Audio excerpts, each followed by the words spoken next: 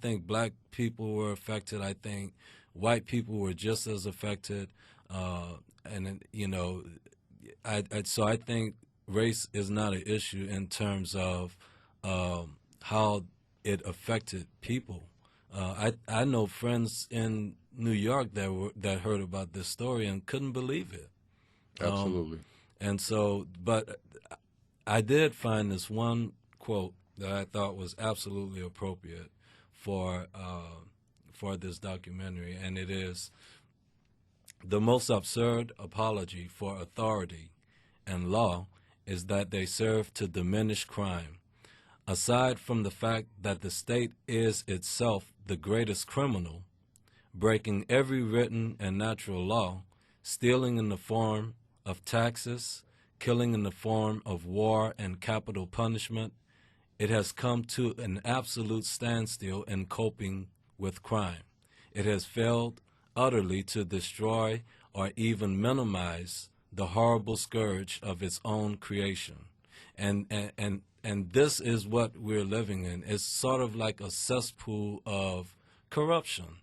I mean, it's one lie after one lie. You can't tell me that the judges aren't aware that these police officers are are creating warrants out of nowhere based on false information. Exactly. They have to know what's going on. And I think people, it's about time people, both black and white, gay, straight, it don't matter, people need to stand up and start speaking out about stuff like this, because what's going to happen when the next 92-year-old lady is lying dead on the floor? That's my question. In completing your documentary story, what is the message that you'd like to send? My message is basically that those politicians, government officials, police officers, people in those sections of government, they need to be held accountable. You cannot create your own laws just to abuse them. That's not what the laws are generated for. And when I go back to my incident when I was going back home to Louisiana, that was one of the first things that crossed my mind, because I knew at that moment that my rights were being violated. And there was absolutely nothing I could do about it at that time. I felt completely powerless. And I assured myself that I would never, ever feel that way again. And that's how this documentary came about. And that's what I want people to learn from this, is that you're not powerless. And you don't have to be made as though you're powerless.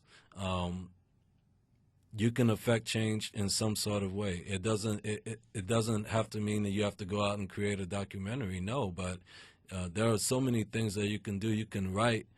Trust me, I've seen it. I've done it myself. You can write your congressman, and you can affect change in so many different ways that people just really don't think about. And believe it or not, they actually write you back. So it works. The system works for people that are hardworking, that are decent. They're trying to get back and forth to work without causing a problem, and yet they may be awakened at 2 a.m. by a no-knock warrant with guns and lights shining in your face. That is not what America was founded on.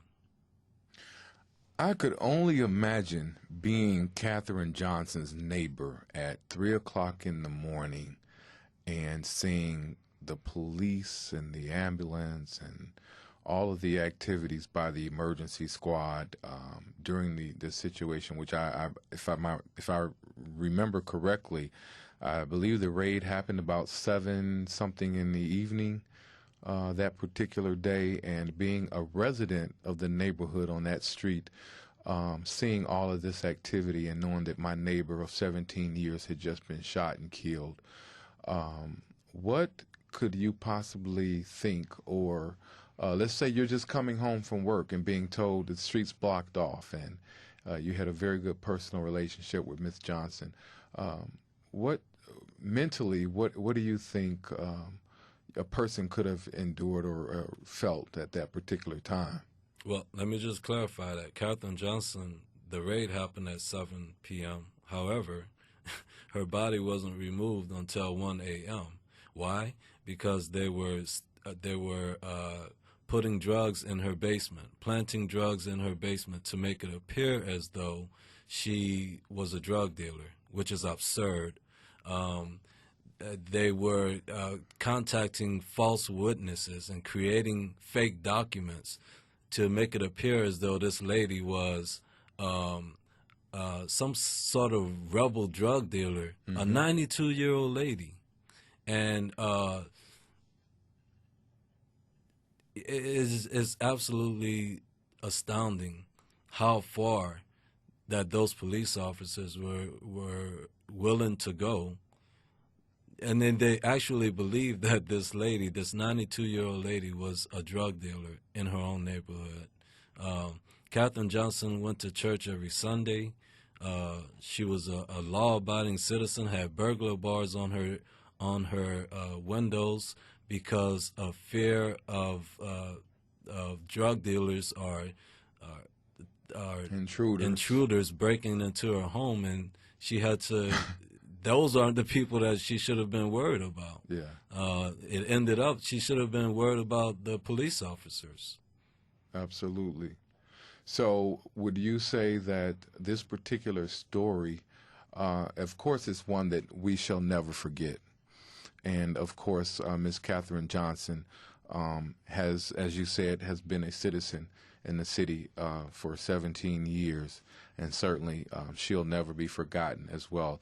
I've also had the opportunity to speak with a young lady that lived in the neighborhood, wasn't in the neighborhood at the particular time, but kind of shared a little bit of insight on the neighborhood and the people that's in the neighborhood, long-term residents, people that grew up as kids, and shared a little light as far as Miss Katherine Johnson and what she meant to the community as well. So certainly Miss Katherine Johnson is one that will certainly be missed by the community there.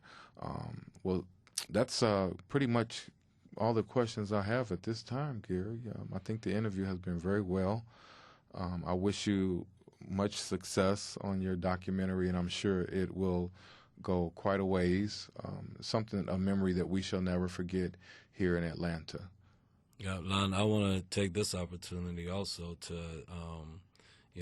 I have, it's really been an eye-opening experience working on this documentary, and I want to thank you personally for being there and being supportive and filling in the holes where need be. You have a very clear perspective, and I appreciate your involvement, and I really thank you from the bottom of my heart. Pleasure is mine, Gary, absolutely. And I think that not just this documentary, but I feel that you're going to go and you're going to go far, and you're going to achieve your highest goals.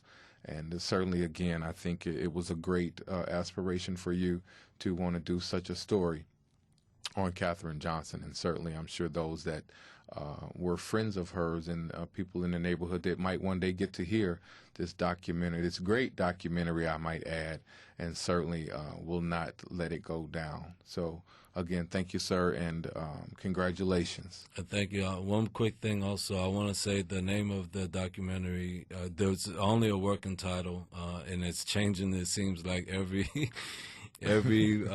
couple days, but this is the third and final change, and it's called Corruption and the Politics of Crime is the name of the documentary.